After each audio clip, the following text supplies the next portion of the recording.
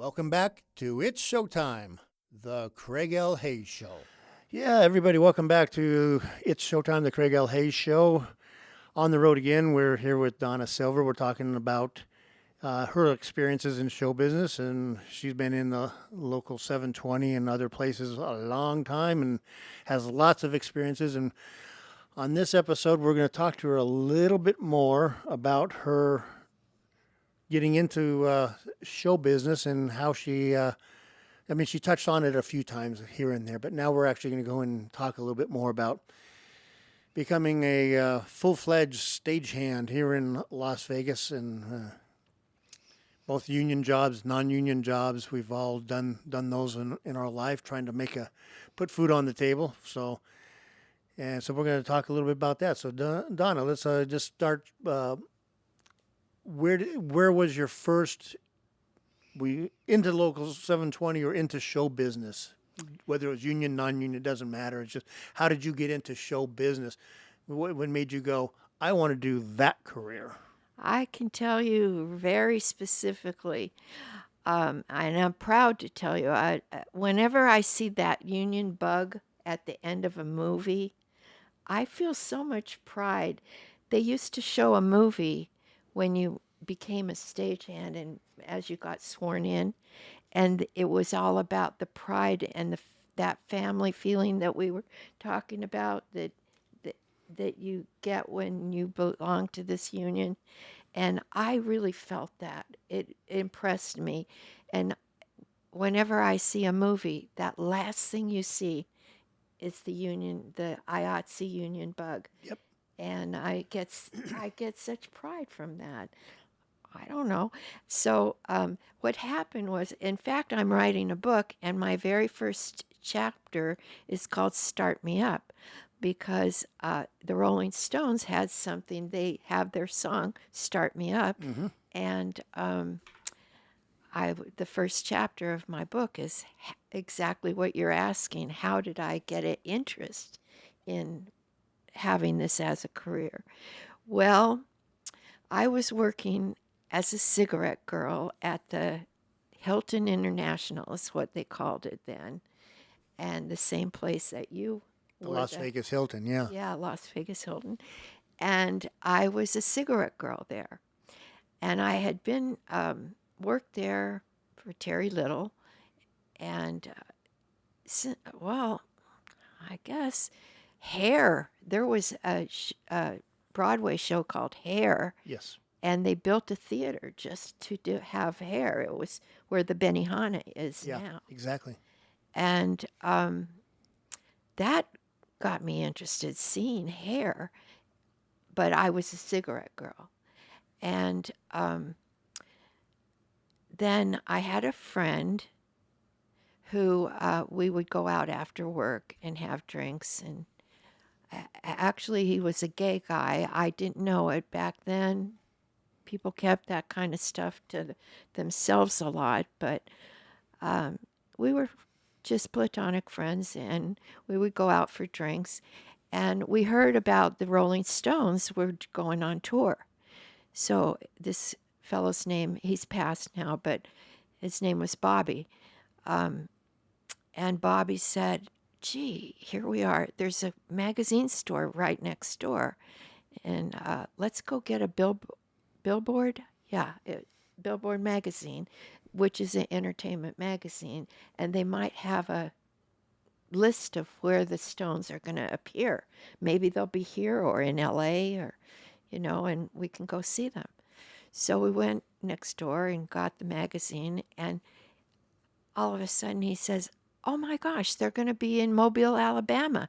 My parents lived there. That's where I was born. He said, we're going to Mobile and we're going to see the Rolling Stones. And I said, Bobby, I have 2 children. I have a job. I can't just up and leave and go see the Rolling Stones. I can't, first of all, I can't even afford it. Selling cigarettes is not, No. I mean, you can make a little money, but I'm not a flirtatious woman. I can't get those tips like some people think you might get. Yeah. It was just not for me. So he said, look, I'll pay for everything. you just make sure that your kids are okay. Make sure that, find someone that can take care of them. We'll probably be gone for 3, maybe 4 days. So I did have a neighbor that her daughter was my daughter's best friend. And she said, sure, Darcy could stay with me. And my dad had horses, and Dennis just loved being with my dad. I was a single mother then. So I don't know if I had mentioned that, but I was divorced at 21. I called it day 2101. I'm leaving this man. He was abusive to me, and I didn't want my children raised around that. So I was a single mother, and by the time I got the children, Daddy was going to take Dennis, and they would go riding and have fun, and everybody was on board with it for me to have this little vacation. Well, we got on the plane, and back then we didn't do tattoos like the kids do these days, but we would paint like peace signs and stuff on our faces and put patches on our clothes, and they called us hippies, but I don't know. I never really said I was a hippie. Um, I kind of hung around with, prior to that, they called them beatniks, and some of my friends' older brothers and sisters were beatniks, the black turtlenecks and berets and that kind of thing. Okay. So this music was what attracted me. I was listening to a lot of jazz and reggae, and the Stones were mentioning reggae, and I just loved the Stones. I wasn't like a Beach Boy fan. Uh, I was a real Stones fan. So we got on the plane, and we had a layover in New Orleans. So I had met some other kids that looked like, I mean, they were my age or maybe a little older, that were dressed sort of like me with patches and paint and stuff, and wild. And they asked me, we had like an hour and a half to be in New Orleans, and so they told us we could get off the plane, but just be sure to get back on the plane before we had to leave. Mm-hmm. Well, as we were walking down the gangplank, we run into Stevie Wonder, and he was opening for the Rolling Stones. So, I mean, I'm like, shocked, to Oh, see yeah. this man, Stevie Wonder, and his entourage. And these guys are like saying, "Hey, dude, how come you left early last night? What's going on?" Uh, and I'm just shocked. I hadn't who knows Stevie Wonder and all these people that are with him. Well, they did. So I said, "Who are you guys? Like, how do you know Stevie Wonder?" And they said, "Well, I'm the production manager. Chip Monk was his name. And I'm the head electrician. And I'm the head sound man." Ah, I see. So they gave me a backstage pass, full access for 3 days. And it was going to take to load in. I think they only had, I mean, only now, then it was a lot, but 8 trucks. They didn't have like they do now, 30 or something. But anyway, it took a couple days to load in the Rolling Stones show at the theater. Well, it was a big convention area theater, like we have here, and it took 3 days. And so I just walked around and watched everybody what they were doing, and I just saw the rigging. Well, I couldn't do that. I don't want to do that. That's scary. But the sound, that's what Jimmy was teaching me. And that the lighting, I could do that. That's like painting with light. That's what I do at the Hilton. Oh no, sorry, I was jumping ahead. Um, okay, so I just thought I could do some of these jobs.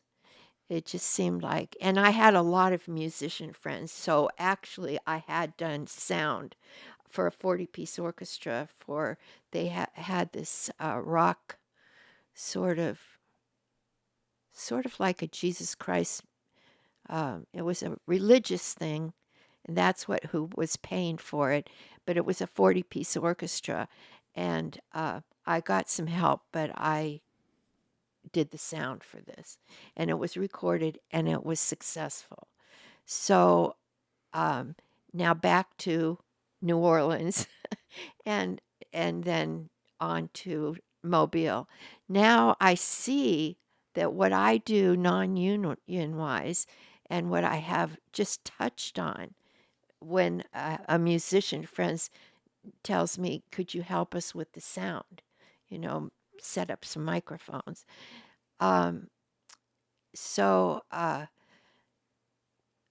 I thought, well, this is something I could do. Well, when I came back to Las Vegas after the 3 days, oddly and just serendipitously, I got a call. Now, they used to call all the cigarette girls Joyce Camel, and you would get this message over the intercom, Joyce Camel, paging Joyce Camel, and you pick up the phone, and they would say, "Oh, Joyce, we need you to go to the restaurant to sell some cigarettes to somebody there." Mm-hmm. And then this is about the Elvis time at the Las Vegas Hilton. A lot of people would never walk out and go get cigarettes. Because Elvis, they finally get a chance to see Yeah. Elvis or somebody great like Barbara Streisand.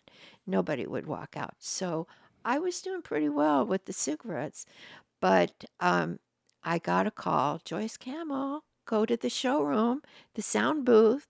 They need cigarettes. So I went to the sound booth, and here's this guy, Jimmy Fox, who I had gone to high school with. And he's doing the sound. He's in the sound booth. And I said, "Jim, I want this job you have. I just was with the Rolling Stones, and I saw their sound man set up, and I think I could do this." Well, he said, we're having a show change. It was Donnie Osmond and Marie, and they were going to put in Liberace, I think. And if I remember correctly, something like one of those Yeah. combinations.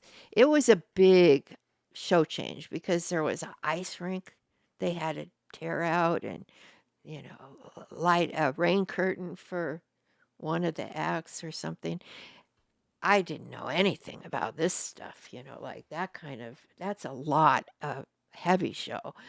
Um, but anyway, he said, just hang out, and, sometimes we don't have time to go get food, so you could go get us some hot dogs at Mad Dogs. Like, I'd go get 30 or hot dogs for him, or sometimes maybe they didn't have time to order something from Radio Shack, so I'd go run to Radio Shack and get some solder or something for him. And little by little, that's how it happened. The entertainment director, Terry Little, um, saw what I was doing, and he appreciated it. And I don't know why he was that forward thinking politically, but he and Jim Brennan, maybe because Jim had a daughter just about 10 years younger than me, he was thinking about his daughter maybe. But they both encouraged me to keep going. And Terry finally gave me a job as doing in the disco.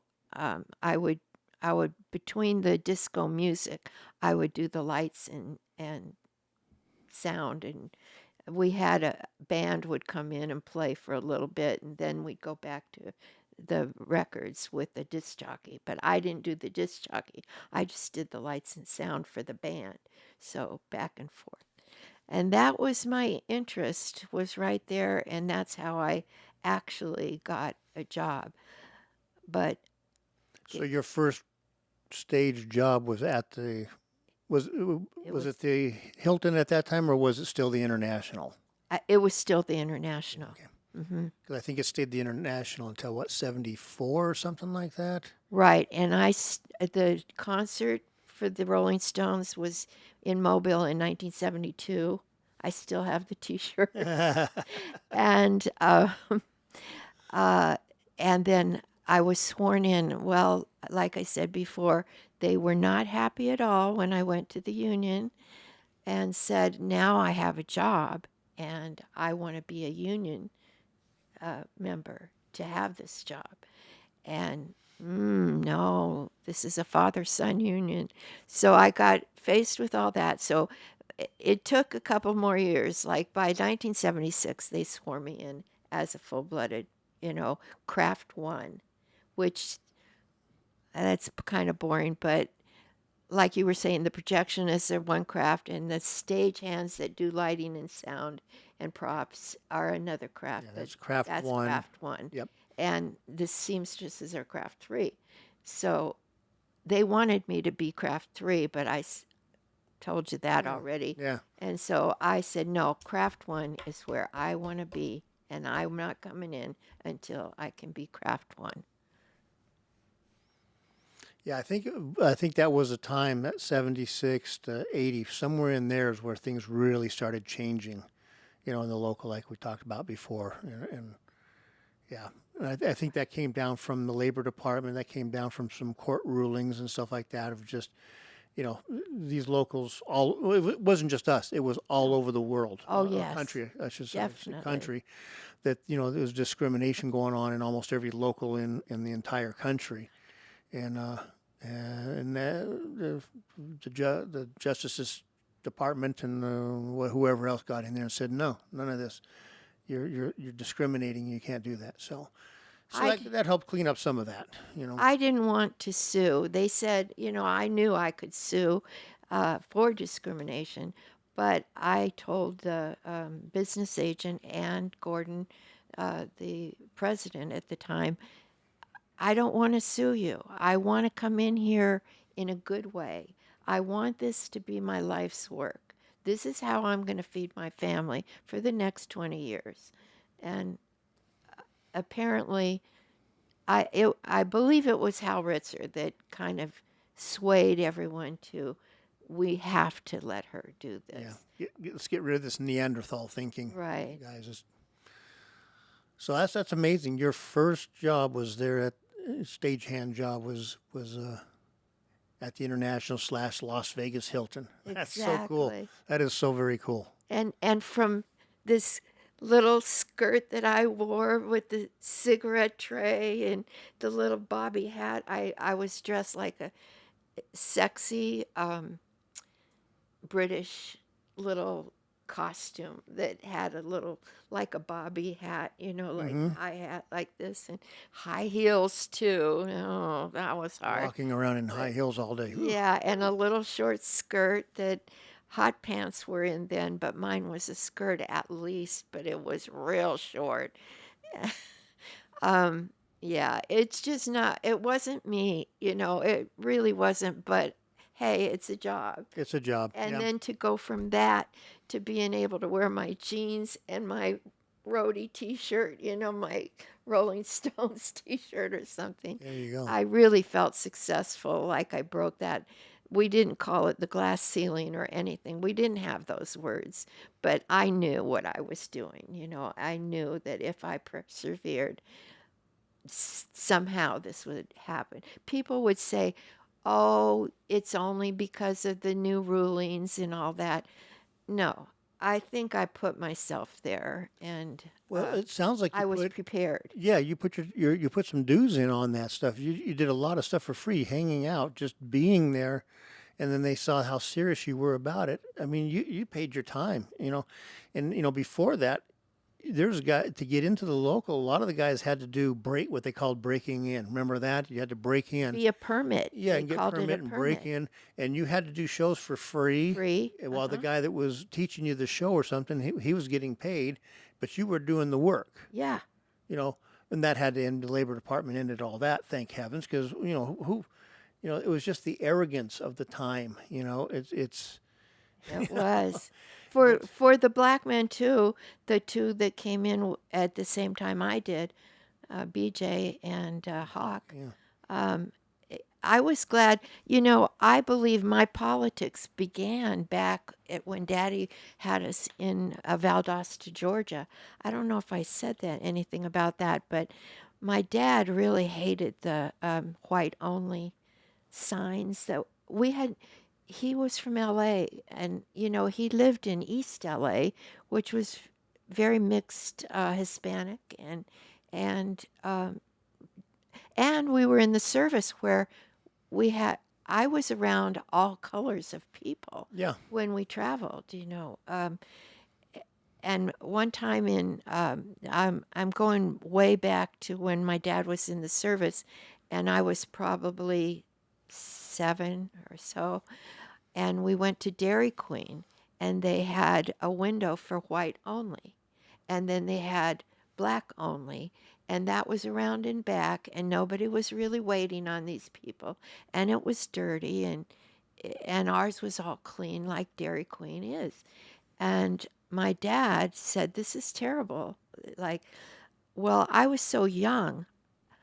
I thought the bathrooms, when they say colored, I thought they would have a color, because I had seen in Las Vegas people with like a Color. toilet that was Blue colored, and green. Yeah. or pink or something.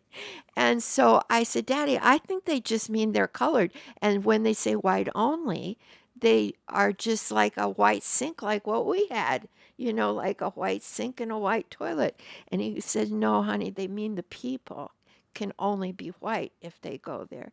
And I just couldn't even fathom this. And so when we're at this Dairy Queen, there was another family there that was a black family. And my dad asked the father, "Would you want to trade places with me?"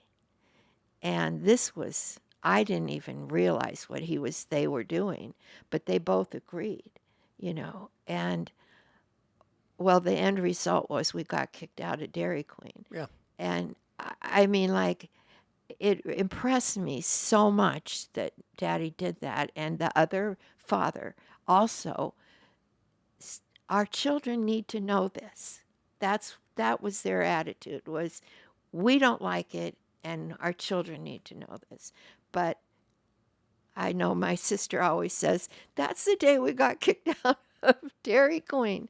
And anyway, I really believe that my politics began right there. That's why I was ready for that protest of not wearing pants. And later on, well, as a matter of fact, this is where religion comes into it. I asked, my mother had converted to Mormonism in the time she and my dad were having problems with their marriage, and she converted to Mormonism, and I was buying into it because I'd been Baptist before, and I liked Bible school and stuff. Well, while we were Mormon, I noticed that there were no black people in my classes. In fact, in anywhere, they weren't even working there. And I asked about it, and the answers I got, I don't even like to say, but my Sunday school teacher would say, "We don't want them. They can't come in our chapel. They cannot set foot in our chapel." And I said, "I know white only. I know this. I've been in, Dairy Queen Yeah. and kicked out for, you know, not doing the rules that they had." So um, I know that's where my dad started my political stance at that time. Well, you stood up for yourself. You stood up for what you believed was right. You stood up for things that you saw something wrong. You said, "No, this cannot go. We have to say something about it and do something about it." So, I commend you. That's to me is just awesome. Well, it stuff felt like that. white only at the IATSE, the 720 too. Yeah. When I went there, I said, I know this. This is like white only. Yeah, But it was ready to stop, and I was lucky enough that the politics of it were coming around. yeah, and Vegas wasn't a southern state. You know, you understand the South having that mentality. Why did Vegas have that mentality? Well, They're not a southern state. that's true, but they certainly did. They wouldn't Oh, let no. what's Sammy Davis Jr. He Sammy had Davis to. couldn't do it. He Yeah, couldn't even stay at the hotel that he the Mills performed. brothers couldn't. They couldn't Mill- go. They had to come through the back. My mom was always infuriated with that stuff too. She'd understand, yeah. Oh yeah, Well, a lot of people understand. yeah. Ah. It's just it's That's not, how it's not right. So Vegas was never as bad as it was in the South. oh no, but We it's, never had signs or anything, but still, they made Sammy Davis go over to the West Side to the Moulin Rouge. That's why the Moulin Rouge was Yeah. built. There were so many black entertainers that we loved, Nina Simone. And and then the crazy thing about it was all the white entertainers that were in the showrooms would go over to the Moulin Rouge after their shows and watch, you know, hang out with Sam. all the Sammy and all those other amazing shows. What did they call them? The Rat Pack. The Rat Pack, yeah. That's right. Dean Martin. They would all Frank go over Sinatra. there and, you know, travel across. And that, you know, that was a little bit of a trek back then. You know, Yeah, it was. you know, from the Sands over to Moulin Rouge, which is on Bonanza, and oh man, I can't remember the street. But Yeah. anyways, over in that area right there, Yeah, that was a little bit of a trek to get over there. it was. Certainly was. Wasn't a whole lot of stuff. Well, that's going to bring us. We're coming back to another stop, and let me pull this up here so I can play us off here, and then we will go and start another. Oops, I wasn't prepared. My fault. I didn't. Usually I have this sitting in its right location, so my bad. But this is live. We do everything live here. We don't care. So. Right. Okay, so we're going to be back in just a minute. We're going to drink a drink of water, then we're going to do the next episode, and we'll be back with more exciting and fun and all that other stuff. Anyways. You're listening to It's Showtime, the Craig L. Hayes Show.